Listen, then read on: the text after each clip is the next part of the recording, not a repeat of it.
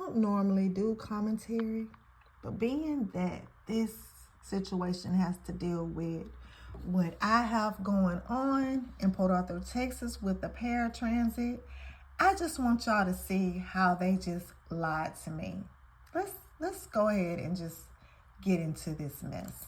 I had an emergency at my home and could not leave until I had that straightened out.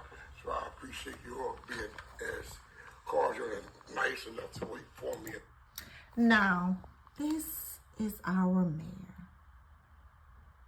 Mr. Barty. Let's get into this mess. Until my arrival.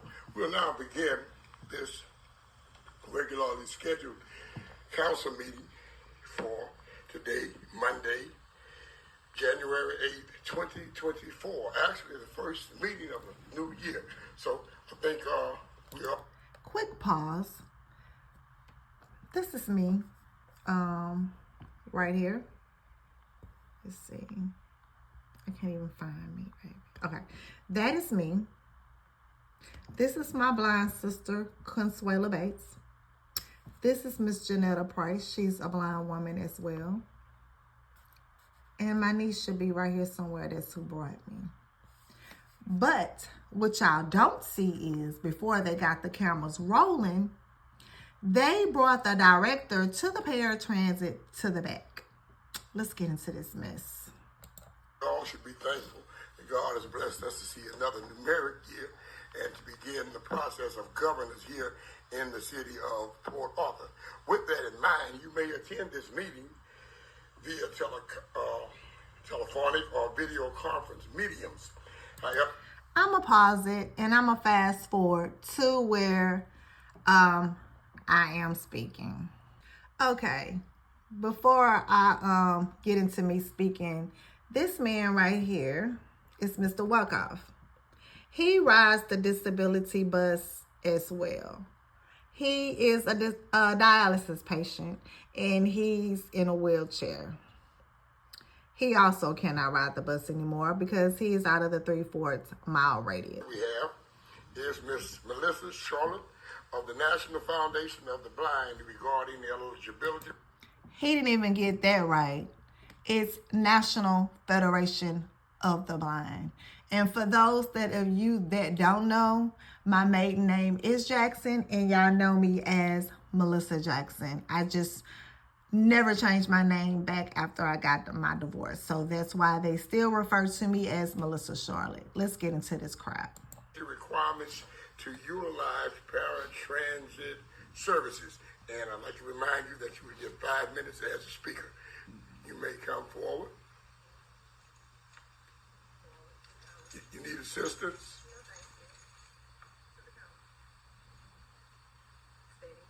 Okay, you're there. Could you begin by stating your name, please, and your address? My name is and you might want to, with your right hand, come forward with your right hand a little bit. Yeah, there you go. Now pull that up some. My name is Melissa Charlotte. I live at 2444.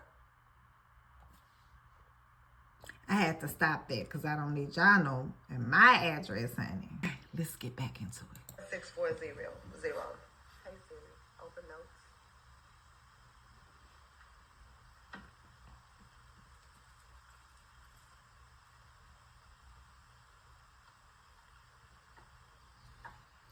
I was having difficulties. I was trying to use my magnification device. Hey, that's part of being visually impaired and blind as well. Technology work and then it doesn't. So I had to enlarge my font size on my phone and use my phone. Glare on my screen. First, I would like to say I appreciate everyone who supports me, stands with me, and you all for allowing me to feel like I still have a voice by being here, since it seems like everything else has been taken away from me. I have been fighting my disability my whole life, and when I found out I had retinitis pigmentosa and will be losing my sight, I never fathomed I would be losing more than just my sight. The struggle from going from independent and conducting all your business yourself to not being able to leave your home to get a change of scenery takes a toll on a person. Finding out about paratransit kept me going and put a breath of life back into me. I've been riding the paratransit since 2018, and as of recently, it has been taken away from me since the start of the new year. Disabled people and elderly already facing adversity in this world, which makes it hard to keep going, are always overlooked and handled any type of way. Because of this, and the ones who do this have no idea, because the ones who are in this situation usually just roll over and take it. But coming into this unfortunate circumstances of my sight declining me, I have never been that person, and I will never be. I am simply trying to shed light on the mental struggles and severity of this situation and find a solution to keep me afloat. I am not asking for any special treatment. I am simply asking to live with the accommodations and the resources that are given to me so I can still function as if my disability doesn't exist. It is hard to relate on the same level as a blind person while being sighted. So if everyone could close their eyes and just open their ears for a second, I have a quote to leave everyone with. Wise words from Helen Keller. The best and the most beautiful things in the world cannot be seen or even touched. They must be felt with the heart. Thank y'all so much. Thank you so kindly. Before we would begin to have comments, and let me know if I'm correct, City Attorney, before we have comments from the dais, I'm going to call Mr. Ivan Mitchell, who is our Director of Transportation. Okay, who they office to call now? This is Mr. Ivan Mitchell, the Director of the Port Arthur Transit.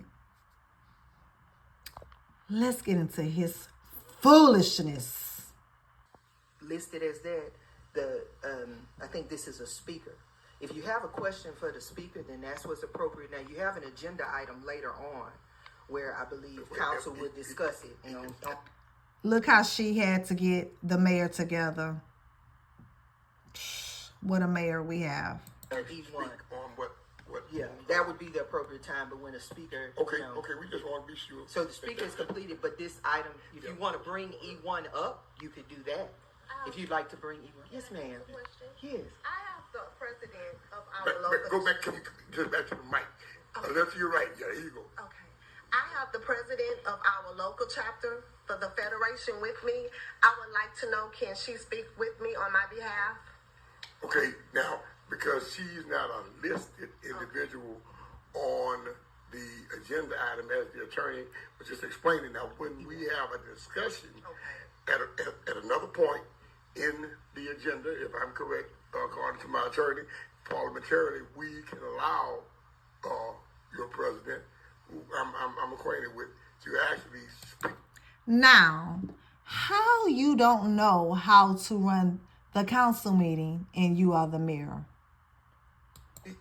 At that juncture, but right now, under speakers, we can't allow that. But however, you can just pull up E1. Right? Yeah. Okay. If you want to pull up E1 and then... What page is that on? It's right on the second page.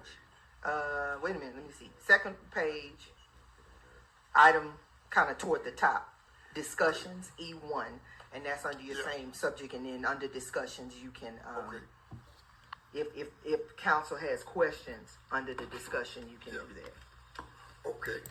Okay, one more other thing. They had said she could speak, but they never gave her the opportunity to speak.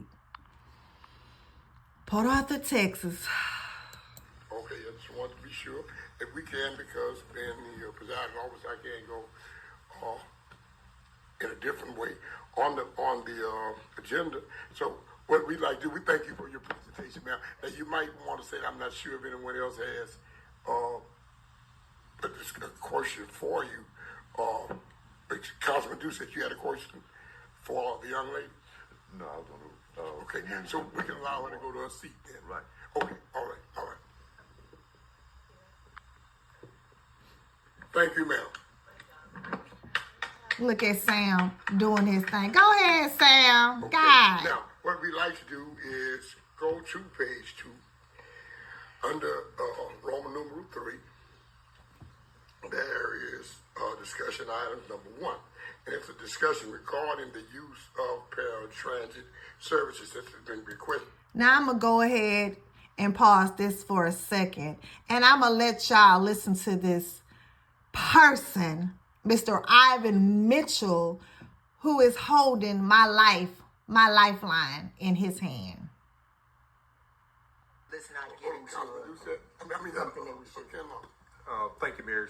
So, are you asking if we should bring it on the floor, put it on the floor? I think that was... No, what I'm saying is we What just do you don't want want to be. He can speak. I'm just telling the mayor initially. Let's No, not. actually, no, Well, let I'm me not talk. Let me looking talk. Let me say. Let's not be overly broad. Yeah, I'm not looking for any action on it, just for clarification and for those who are here. Yeah, 'cause the mayor's several something else, here baby. Who would need to have a real good understanding as to what has occurred and why it has occurred the way it has occurred. Okay, we're looking for a motion. Go right ahead. Mayor, I'd like to move up.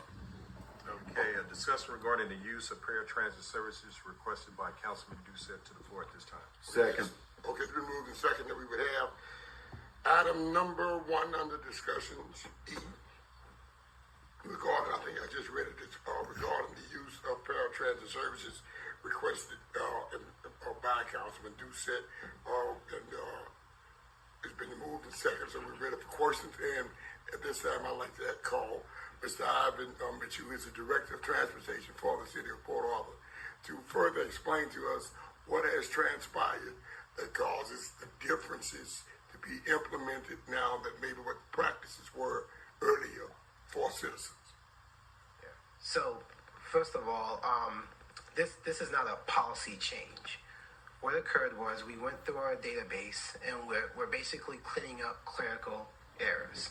So unfortunately, there were some mistakes made where some individuals were given access to the service that did not qualify based upon the bound. Sorry. Y'all heard what he said, right? There were some mistakes made. So why do I have to be penalized for the mistakes that they made? That's their job, right? Let's get into it. Boundary. So I guess one thing I want to make clear to everybody, there is a boundary in which we serve paratransit service. And I don't know if can you guys see the screen there?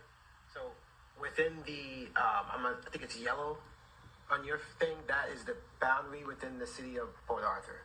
So anyone within that boundary who qualifies based on the other qualifications can and will receive paratransit service.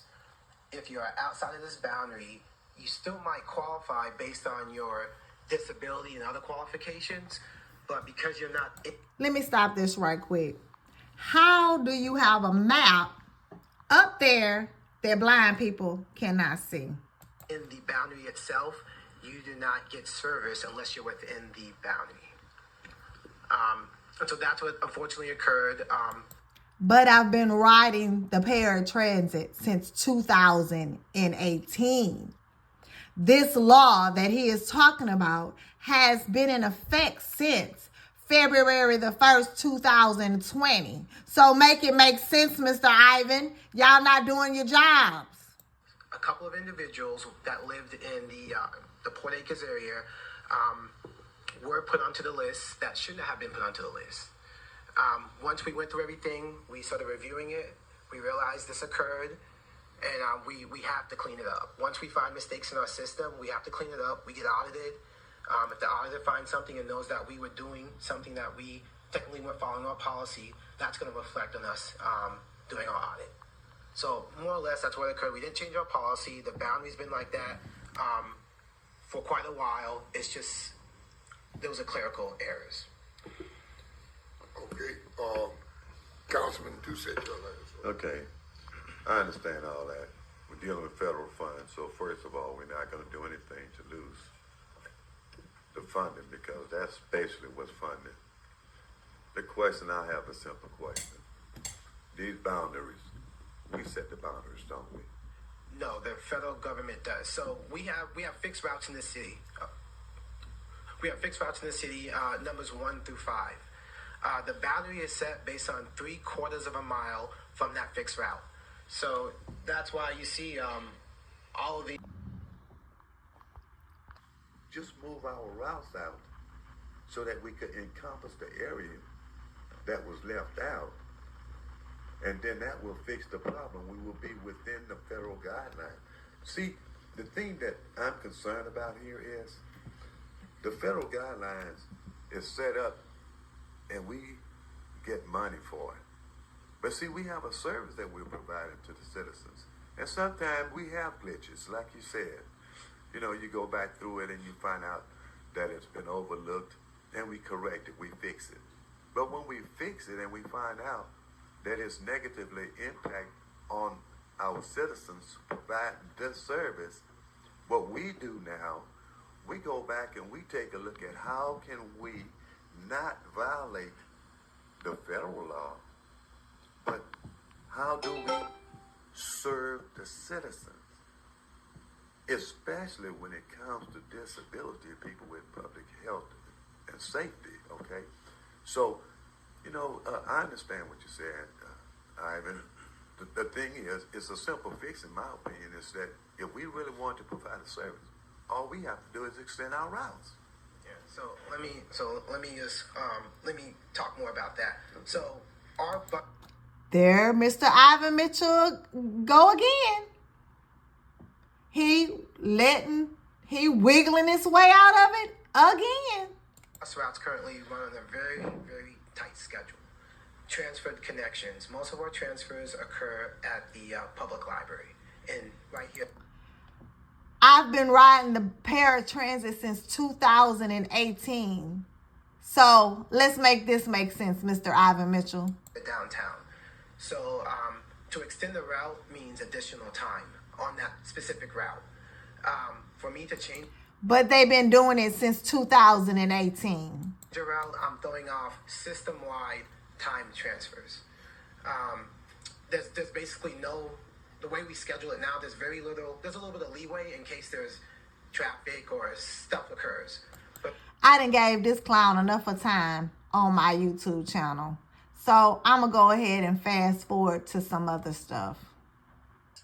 In this government, nothing turns real quickly in government. Give us about 30 days to be able to Y'all hear that, huh? what it is we can do to correct the problem. I don't want anyone to leave think that we're being insensitive, yet we are trying to be as agreeable and as law-abiding as we possibly can be as far as our funding from the federal government for our transportation, funding for paratransportation, and we don't want to be out of compliance. And I applaud you, Mr. Mitchell, because you said it was a clerical situation, internal. And it was only internal, and I don't think it was done maliciously. Someone called and said their name and said their address, and whomever that individual is or that case manager is that who works in there took that information, gave it to the driver. Now, whoever said it was done malicious, that's what make me think that they be talking, because a lot of other stuff done been surfaced. But go ahead on, Mayor. Keep putting your foot in your mouth. And the driver went on that run. But once you audit your things, you find out some peculiarities or some things that maybe shouldn't have happened. So if you all could give us about 30 days of return. Mayor, we can move faster than that. That's what me and the manager are saying. We Well, can get it done. that was what I thought. I had no idea. Y'all, we can do about. Now, you heard what she said, right? They could get it done. But nothing has been done yet. Today's date is January the 31st, I think. Alexa, what's today's date? It's Wednesday, January 31st. There you go. By tomorrow, y'all, I'm good. No, what show as soon as possible. It's not on the calendar. That's why. No, I'm not being facetious. Well, at this point, no, we're no, not no, in no, a no. position to Y'all say- give me a moment. Okay. I'm not, but I didn't offend anybody. I'm with y'all. Okay? Yeah, he always Now, let's have a offending good people. morning, And he don't care what he say. But this is our mayor. And this was the last meeting that I attended on January the 30th, 2024. we are gathered here at 444 4th Street in the city of Port Arthur. We're just going to get into Consuela and I's speech. I'll give you some of it. Thank you all for having me here again today to be able to express myself and for me to have a voice. I want to give y'all an experience, a Melissa experience. I have some vision. I have the amount of vision that if you were to look into a McDonald's straw, that's the amount of vision I have in both of my eyes combined. Lately, I have really been going through it because of the paratransit services, me not being able to ride the paratransit anymore.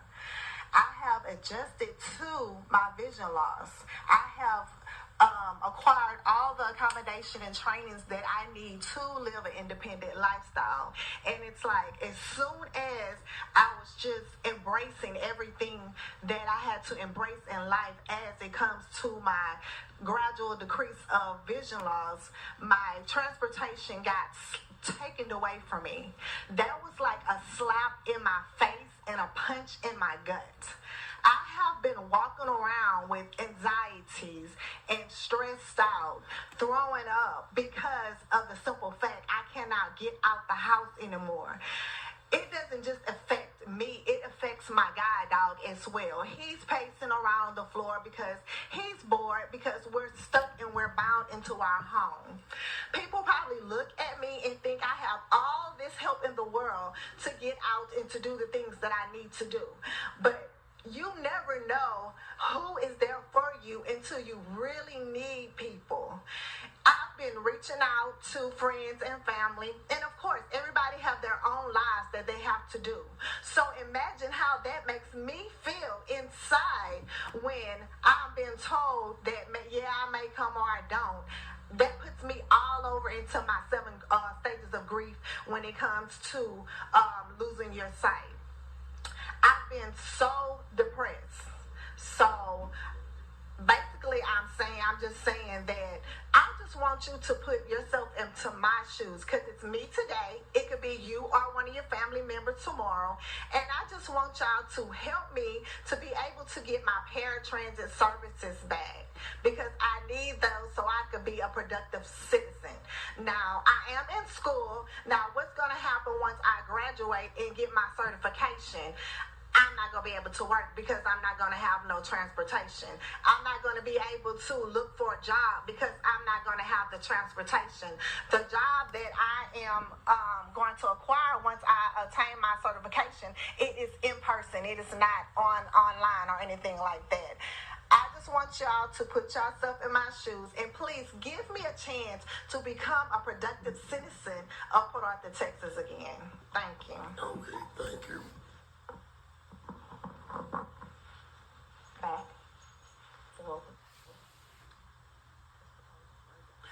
Put a mic up for. Okay. Thank you. Hello, my name is Consuela. I'm standing here with my blind sister, Melissa Charlotte, as she fights for her rights as well as her independence. Special transit services. Can y'all hear me? I feel like I'm going in and out. Okay. Special transit services is a vital resource that is needed within the disabled community. It gives us the opportunity to be productive citizens, as well as give us opportunities to be independent. Excuse me. Give us the opportunity. Okay, I paused that right there. That was basically my friend Consuela, who we both have the same eye condition, retinitis pigmentosa. They have different gene mutations of retinitis pigmentosa. Consuela has no central vision. She only has peripheral. I, on the other hand, I have some central vision and no peripheral. I have the amount of vision as a straw. I get judged all the time because I do have some vision left. And I think here is a situation to where I am being judged and I am being discriminated upon because I don't look like I am blind. But once again, I will ask you, what does blindness look like? Government to assign those routes, but we're only talking about 5 people, so let's work hard together and try to find a solution to this problem. Thank you, Mayor. Okay, Councilman Frank. First of all, I want to commend Ms. Charlotte for bringing this to our attention and making us aware of this situation and circumstance. I want to as well just piggyback off of what these councilmen have said, and I want to commend them as well for being so responsive to the phone call. When we were on the phone with Ms. Charlotte on Thursday, we did give her the option that we had at that particular time. Okay, let me stop it there. I hadn't brought it up, but I'm going to bring it up now. The mayor, Mr. Doucette, Mr. Kinlaw, Mr. Ivan Mitchell, they all called me on the phone after I had did my news interview that they didn't even know that I had did at the time. They came at me with this dollar ride thing. Well, I have to walk 2 blocks to the dollar ride bus, transfer to the library, then catch the paratransit.